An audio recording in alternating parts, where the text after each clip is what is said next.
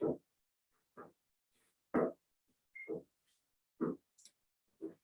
afternoon. Welcome again to this UPSC Current Affairs Decoding Emerging Current Issues lecture series. Today is the 15th February 2022, and we will discuss important issues that emerged recently in the news. Okay, so in this UPSC Current Affairs Decoding Emerging Current Issues lecture series, I will try to discuss some of the important issues pertaining to the last week also in the coming lectures, because we missed some of the lectures in the last week. So in the upcoming week, I will be trying to cover the important issues. Okay, and for today, let's start with our lecture. Okay, so as far as these issues pertaining to the civil services is concerned, I have already discussed with you some of the important issue or points pertaining to the amendments of the Rule 6.1 of this Indian Administrative Services Rules of the 1954.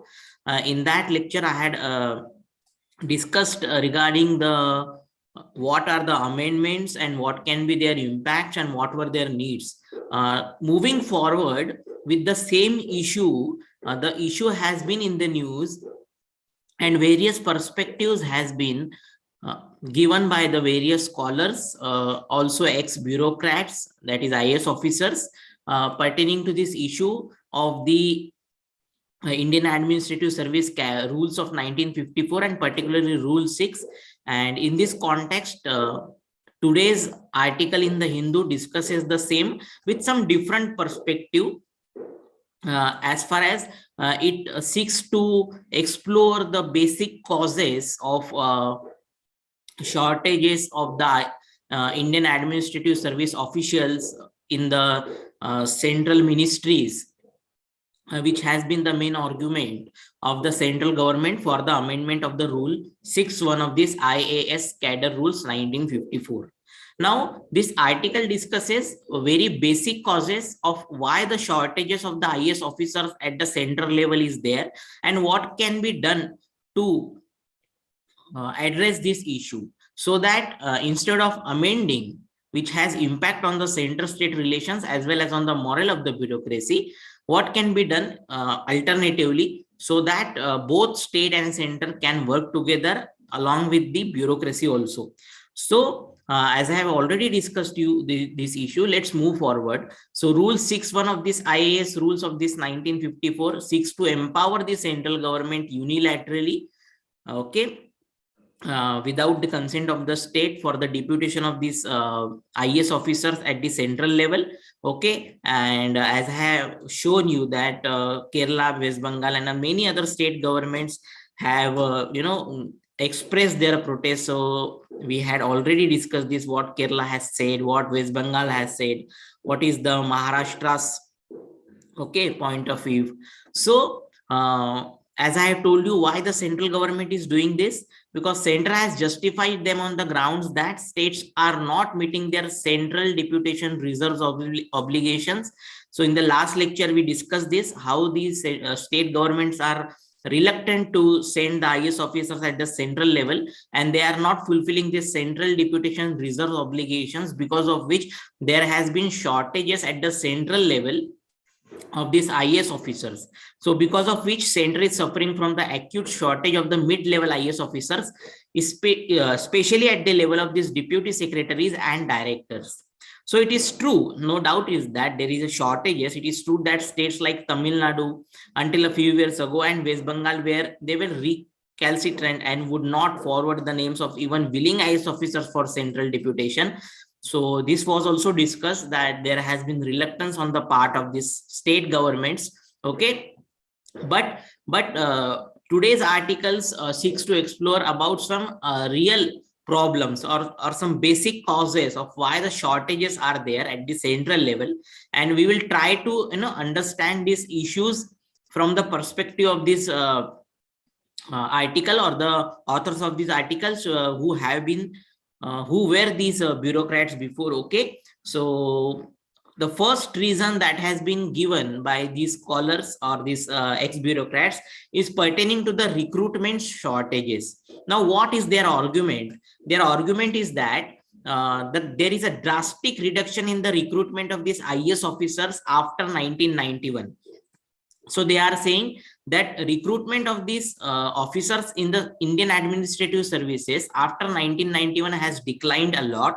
That is from 150 to 160 to just 50 and 80.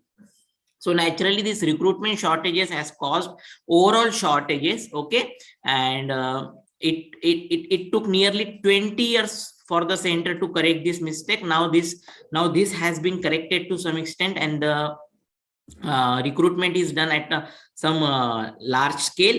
But still, as of January 1, 2021, the shortage of these Indian administrative officers at the all India level was nearly 23%. And in also in Lok Sabhas, ministers have, while giving answers to these questions, have also talked about the shortages of these officers at the central level, and particularly the Indian administrative officers at this all India level. So the real shortage, one of the argument given by is that the recruitment shortages has caused these shortages at the central level because of this all over shortages at all India level.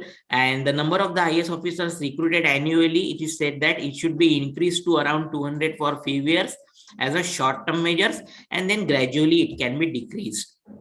So first reason given is about recruitment shortages. The next reason given by them is a cadre post, okay, which needs to be reviewed. So as for the argument of these scholars, the exercise is conducted jointly by both center and the state, by which certain strategic posts are designated as a cadre post, okay, as a cadre post, and these are earmarked exclusively for IAS officers.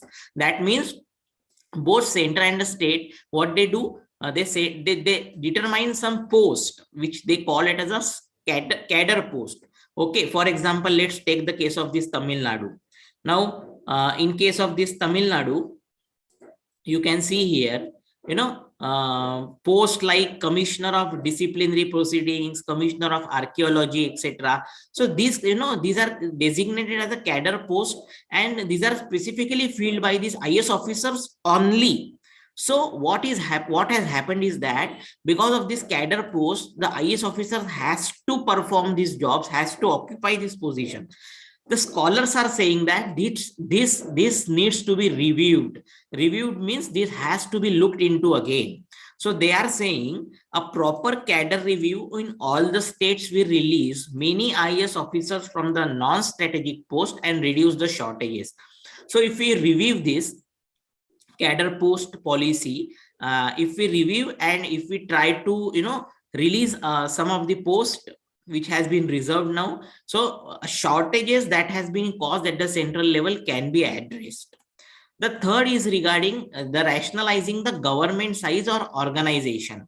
What the authors are saying, what the scholars are saying of this article is that at the central level, there is a strong case for downsizing the central ministries dealing with the subjects in the state list and concurrent list, and so reducing the demand for IAS officers and the CDR obligations of the state. So what they are saying is that the center has to deal, central ministries and departments deal with many state and concurrent list. Okay, so many subjects in the state list and concurrent list are dealt with by the departments and ministries at the central level, and for this these officers in the Indian administrative services are made head of these departments or made head of this any task. So what they are saying, what the scholars are saying, that through their experience, that if we can downsize, if we can release these departments of these issues pertaining to the concurrent and the state list, so that they can be dealt effectively at the state level itself. If these issues pertaining to the state list and concurrent list can be dealt at the state level itself, then what will happen? The central ministries and department staff or the need of the staff will automatically come down, so that what will happen? It will reduce the demand for this Indian administrative service officials, and so that the issue of the shortages can be addressed. The fourth reason given by them is pertaining to the direct recruitment and promotion issue. What has happened is that according to them, since 2000, there has been discontinuous of this direct recruitment of the officers to the Central Secretariat Service Group B. Okay, so this Secretariat Service Group B, the direct recruitment has been discontinued. So due to which what has happened? Shortages had happened. And also it is said that there has been undue delays in the regular promotions of the officers from the ranks in the Central Secretariat due to protracted litigation since 2011. So these issues of delaying the regular promotions of the officers has led to also shortages, because the reason given by them is protracted litigations since 2011, and these litigations are suffering from delays by the courts, which are not really, due to which officers are not released. The fifth issue that has been given in the article by the scholars is regarding the non-utilization of the promotees. See, at the state level, for example, in case of Maharashtra, MPSC recruits officers pertaining to the class 1 or group A. For example, deputy collector post is there of the class 1. So these are after sometimes promoted in the Indian administrative services. So at the IS levels, these are promoted. So they are promotees from the state level services. But what has happened is that, okay, there has been a large pool of around 2250 officers, usually in the age bracket of 35 to 55 years, who have immense field experience and remain state bound. Okay, so these promotees which are there in a large number, having a good experience from the at the grassroots level, good experience at the grassroots level with a good organization skills, okay, having a good experience, administrative experience, they are not utilized by the center, rather they remain at the state level itself. So rather they should be utilized. Okay, it should be made mandatory for these officers who have been promoted from the state services to the All India services to work for at least 2 years on the central deputation as a deputy secretaries or directors immediately after their appointment to the IAS and their training in the Missouri. So their next promotion in their state cadre should be subject to their completing this mandatory period of central deputation. So this is recommendation given by these ex-bureaucrats who are saying that the promotees should be given the chance, given the opportunity to work at the central level because of their skills and experience, and also an additional, in addition to the training which will be given to them, so they can be utilized in a better way and they can be considered as a better skilled persons. And next reason given by them is pertaining to the restrictive conditions imposed by center itself, so that these restrictive conditions are not acting or encouraging the IS officers to take the central deputations. So what has happened is that you can see here the administrative barriers to the central deputations imposed by state itself in the form of highly restrictive conditions are there.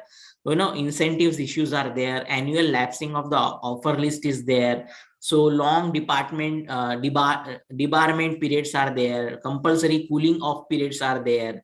So these restrictive conditions often affect the morale of these IS officers to take the central deputation. Also expecting directly recruited IS officers to work for at least 2 years as a deputy secretaries or directors between 9 and 16 years of the service, means after completing 9 to 16 years of service, central government asks or expects them to work at the central level. But what is happening is that after this 9 to 16 years of services, this, according to this author, this period is filled with a good job content, power, prestige, and perks. So after 9 to 16 years, these officers starts to enjoy good job, good power, prestige, and perks at the state level. So what happens?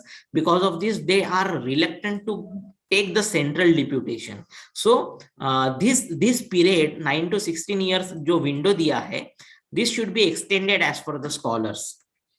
So they have given their solutions that what can be done and how the issue can be addressed. So first of all, solution they have given is pertaining to the greater window.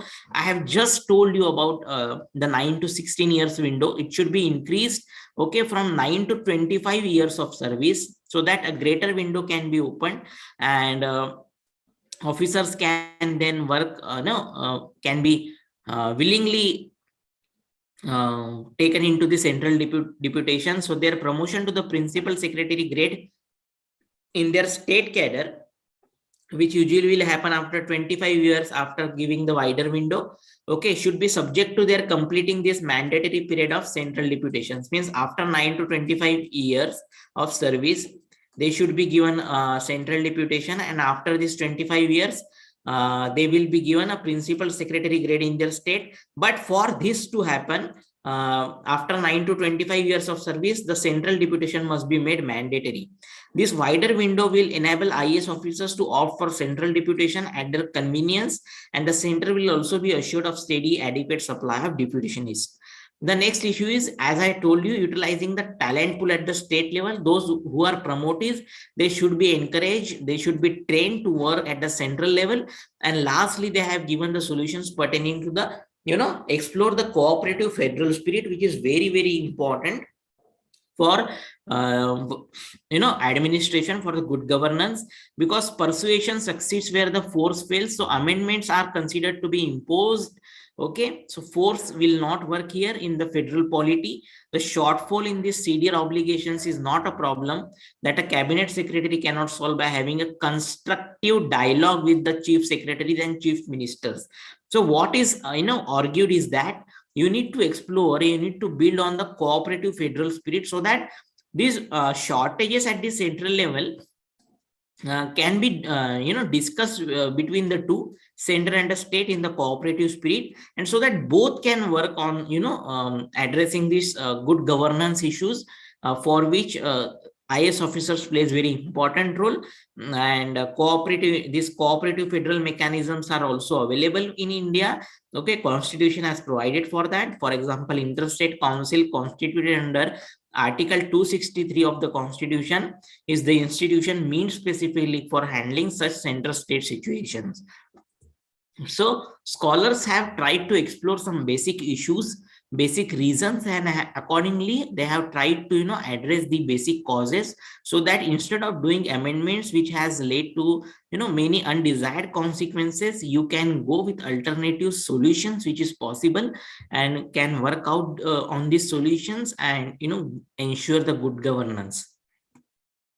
Let's take the second issue, which has pertaining to the linguistic politics in the state of Jharkhand. The issue based on languages has remained the part, or the integral part of our political environment, because linguistic identity has been a strong force in all societies, including India. So this is even more true of multilingual societies like India. So linguistic diversity would inevitably give birth to the strong political currents in Indian context.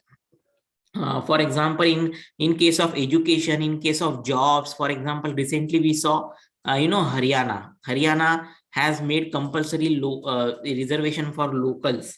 So such issues also happen, takes place based on language also. So education, employment, in all these sectors, the preference for a language, preference for a state language has gained importance. The Indian Constitution no doubt recognizes the major languages in the including English, Sanskrit in the 8th schedule, and the federal polity gives autonomy to these linguistic groups. We have organized our states based on the languages. There is no doubt about it, which has consolidated India. Nation building has been strengthened because of this. But often this linguistic politics becomes somewhat problematic as far as the divisive mobilization, or the emotional mobilization based on language, which takes the regional regionalistic turns. It also happens. So this becomes somewhat concerns in India. Okay, so we have seen the issues based on language, like official language issue, linguistic reorganization, and also Son of the Soil movement has a linguistic component. Then in many interstate disputes like Kaveri, the mobilization on the language, okay, of the people, emotional exploitation of these linguistic communities, then issue of the minorities pertaining to their languages, which who demand it to be also official language. These issues are all part and parcel of this Indian politics.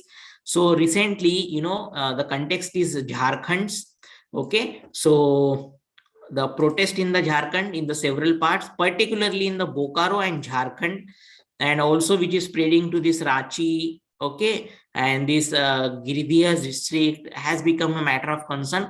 The issue is that several parts of the Jharkhand are seeing this massive protest against the inclusion of Bhojpuri and Magahi as a regional languages in the district level examinations for government jobs.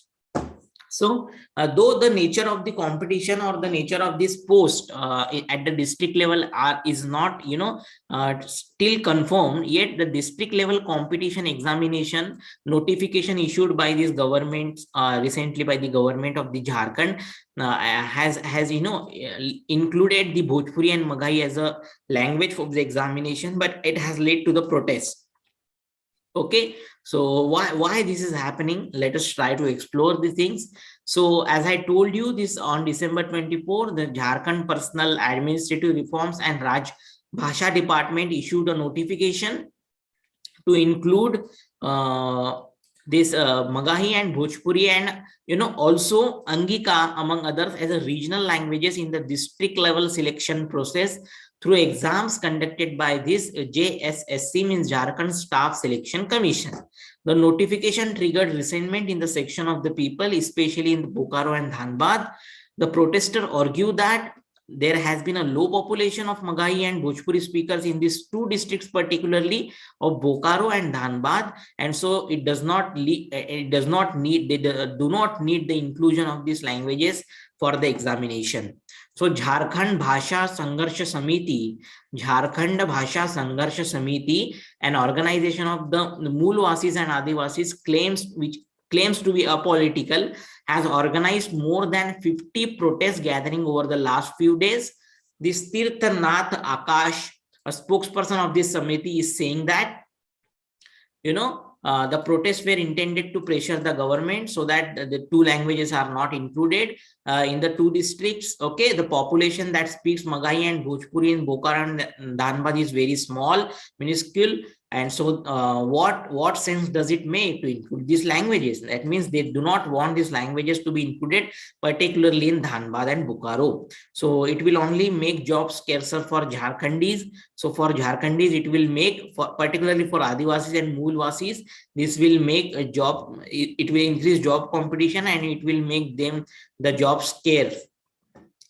So they will face more competition. We are not opposing the inclusion of this.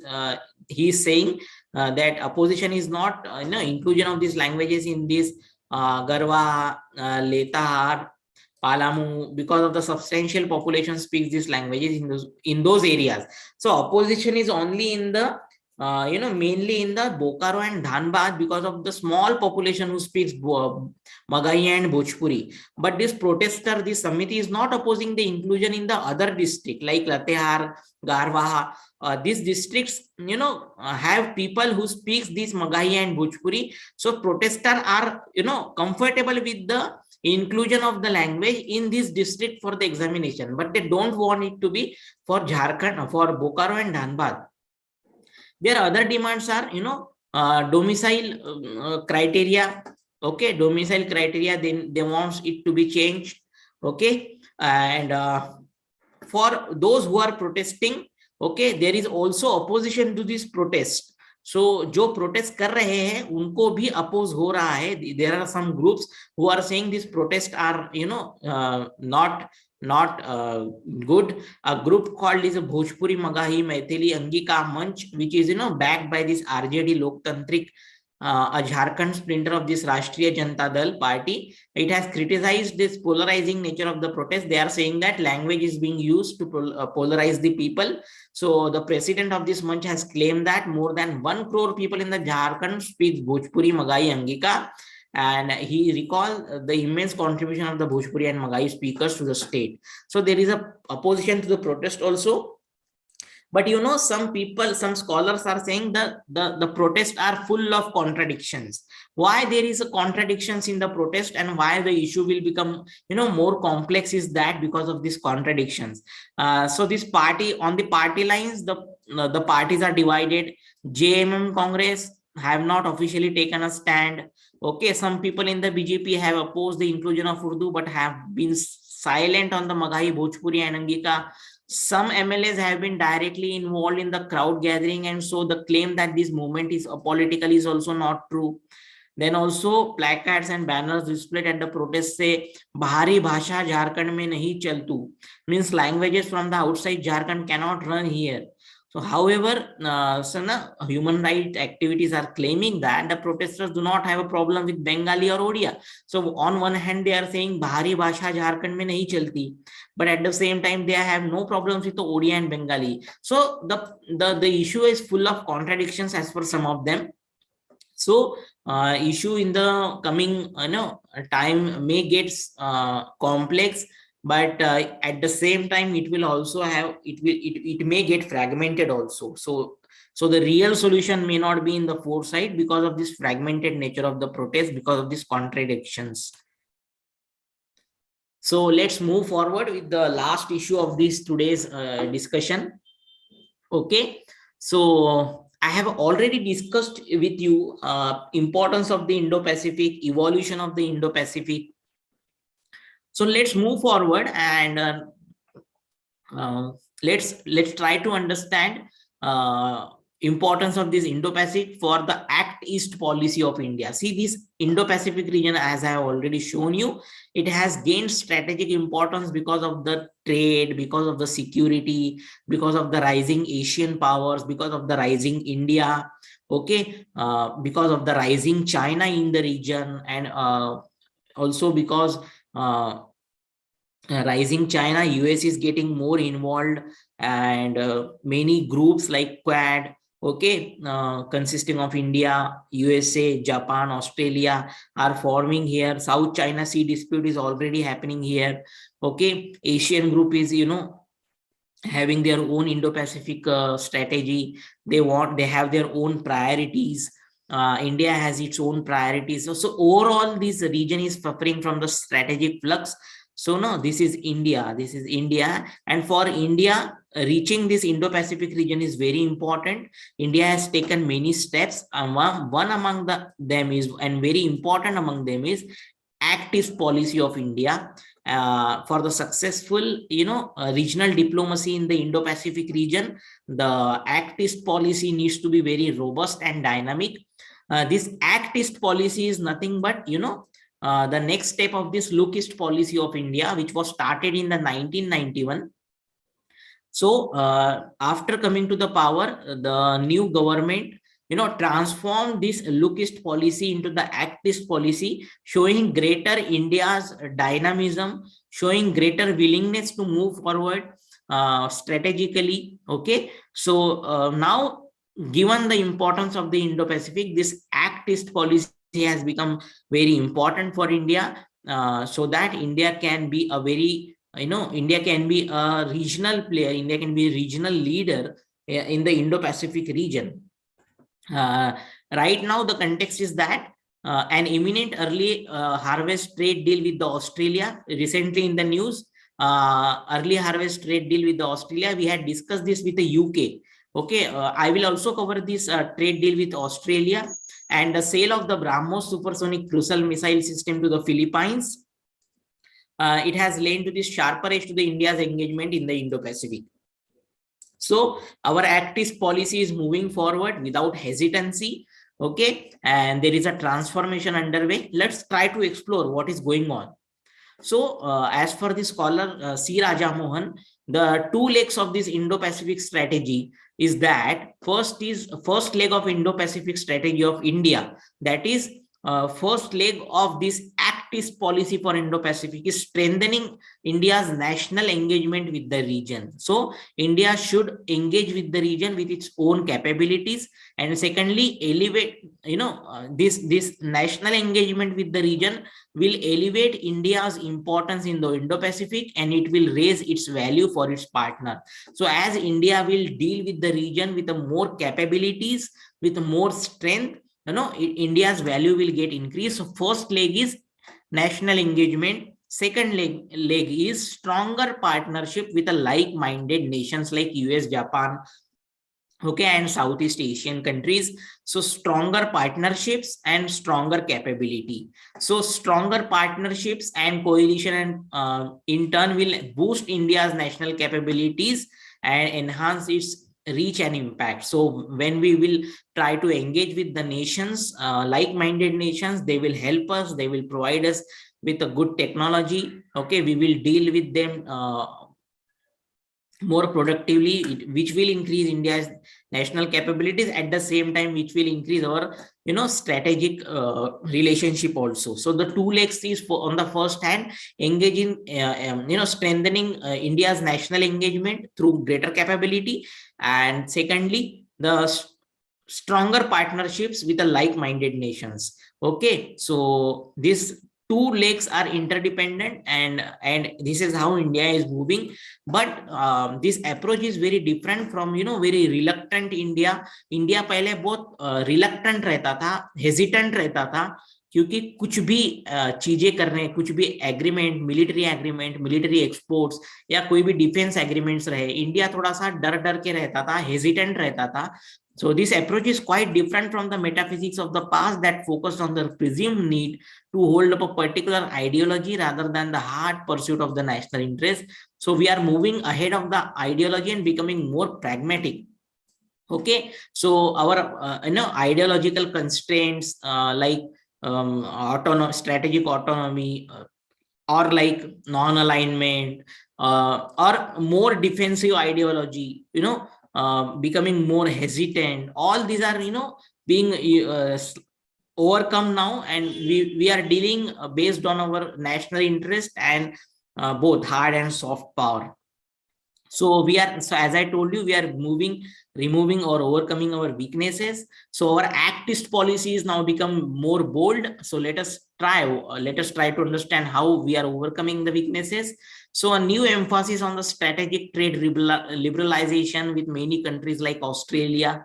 Okay, and the turn to the military exports, like for example just now for the Philippines, it should begin to plug the two major weaknesses in the India's regional strategy. जो पहले अपनी weaknesses थी, अब ये trade liberalisation के measures हम जो ले रहे हैं यूके के साथ, ऑस्ट्रेलिया के साथ, बाकी इजराइल के साथ, तो ये हमारा जो पॉलिसी है और हमारा मिलिट्री एक्सपोर्ट्स है, we are becoming more bold, we are becoming more dynamic, and we are removing our weaknesses. So the two agreements should also widen the focus of India's Pacific debate from the current obsession with the nature of India's partnership with the US and its implications for the Delhi's strategic autonomy. So just focusing on the US will not help. So by dealing with the multiple players, now we are moving ahead with the US centric policy and its implications. So this is a positive step, and this is how we are overcoming our weaknesses, and we are taking a right direction. So what are these right directions? As I just told you, we are trade liberalization, exporting our military equipments, which were not which were earlier very gradual or very done in a reluctant way. So now India's decision to walk away from this RCEP, okay, at the end of 2019, and its new emphasis on this new Atma Nirbhar Bharat, now it has been seen or pursued by these international players organization as a protectionist ways, but this is not the way we should see it. The India is saying, Indian officials are saying that they are arguing that this is not return to the past of protectionism, where we are reluctant to have a trade liberalization or the trade pacts with the other nations, but a new determination to strengthen the domestic manufacturing capability. So first leg, as I just discussed with you, that strengthening the national engagement or national capability. So we are moving forward with this in this direction with a greater manufacturing capability through our Atmanirbhar Bharat schemes. Okay, and even as India walked away from this China-led RCEP, India is now looking to liberalize trade relations with a strategic partners like Australia, UAE, Israel, UK, India, and EU have also, started and resumed a long stalled free trade agreement. So right directions are there. We are moving with a greater resolve and willpower. The trade economists, no doubt, they will argue that the trade pacts can be substitute for a larger regional agreement. So no doubt that we are out of this RCEP. So regional arguments के हम तो बाहर है. We are dealing more comfortably with the on the bilateral level. So individual country के साथ हम अभी trade liberalisation कर रहे हैं, but it's actually a positive direction. We will gather experience, and then we will gather more strength, we'll build more capacity, and can deal at the regional level as a responsible player later on. So the strategic pacts, trade pacts on the anvil today are a major step in the right direction. There is no doubt about it. We are moving beyond hesitancy, as I had told you. So India has discarded this prolonged political hesitation in selling the BrahMos missile to China's neighbors, because some ideological constraints, because of the hesitancy. And the last month itself, India signed an agreement worth $375 million to supply Philippines with the 3 missile batteries of the short-based anti-ship version of the BrahMos. Okay, and while these batteries will not make any dent in the military balance between the Manila and Beijing, that means China will still have a greater strategic space and more influence. Yet India's move has been positive. It has moved beyond hesitancy, and it has been a step in the right direction. So which is giving actually a shape to our active policy in the Indo-Pacific. And India will have to move on this path. It has to walk the talk. So although India has an active military diplomacy recently, it has been hobbled by this inability to export weapons to friendly nations in the nations. Why? Because of our lower inadequate domestic defense industrial base. But now what is happening, as I told you, that we are not perceiving ourselves as having an inadequate domestic defense industrial base or weak power, but rather India is now trying to ramp up the defense production at home, as well as promote arms export. So we are trying to build our capacity. So 2 legs, as discussed by these scholars, is very having a great significance in explaining our active policy in the Indo-Pacific. So first is building capacity, and second is building with a like-minded partner or building partnership with a like-minded countries like Philippines, Australia, okay, US. So all this will matter, and India will have greater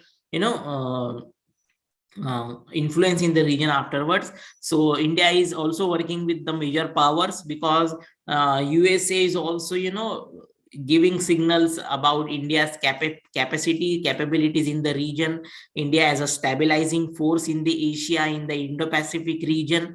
Okay, so US is also interested in building a partnership with multiple powers, not just focusing on China and India. So US acknowledges that India is a like-minded partner and leader in the South Asia and Indian Ocean, so active in and connected to the Southeast Asia and driving force of the Quad and other regional fora, and an engine for regional growth and development. So US has recognized that, no doubt about it. So India, and as I also told you, that US objective is of encouraging allies and partners to strengthen their ties with one another. So US is also looking to diversify its partnership, and India fits in that strategy. So US is signaling that, and contrary to the Indian image of Quad as a rigid alliance, now US strategy is to work in a flexible grouping. So as I told you, US is trying to diversify its relationship. India is also dealing with many partners. US is also dealing with many partners, and there is a opportunity for both to work together and build a strong partnership. So put simply, India that seeks to be a leading power in the region will be a better partner for the US than in India that is weak and defensive. So instead of becoming weak and defensive like earlier, Act East policy must be more bold and dynamic. Okay, so that the two legs can be strengthened, and our regional aspirations can become more real. So as I said you, that India's new quest for a military export is also tuned with the US Indo-Pacific strategies, emphasizing on working with the partners in folding new opportunities, building new partnerships, okay, exploring the military opportunities, military partnerships. So this multi alignment will help India also. So the theme, or the main point or the conclusion is that there is a greater synergy between US desire to empower all allies and partners as they take on regional leadership roles themselves, and India's ambition to play a larger role in the Indo-Pacific. Simultaneously, pursuit of the stronger national capability and more active partnership in coalitions are interconnected parts in realizing that Indian ambition. So, such sentences often comes in this mains examination, and then you have to explain that. Okay, so just remember these things, and Act East policy is, getting more bold and getting, further direction now.